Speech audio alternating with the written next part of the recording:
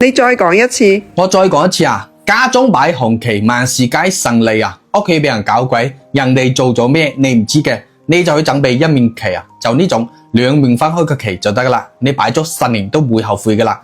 唔理你間屋係買嘅定租噶啦，你只要將佢擺喺屋企度，咩高都高唔過佢嘅。佢正能量滿滿啊！佢擺喺屋企咧，佢就係靠山嚟嘅，佢就係信陽，就係你大樹底下好遮陰啊！人哋點樣算計都冇用嘅。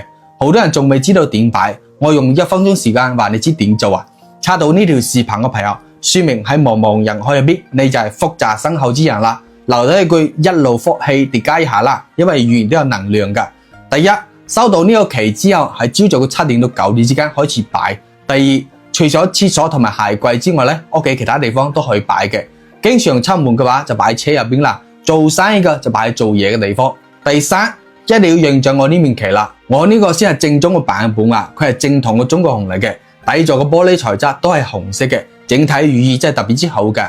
如果你呢幾年都唔係幾順攤嘅，你擺上一段時間之後咧，就知道佢有幾好噶啦。尤其是我哋已經明好努力做好一切噶啦，但係咧就係差那麼一下嘅話，你更加要帶幾個旗翻去啦。一段時間之後咧，你就會翻嚟多謝我噶啦。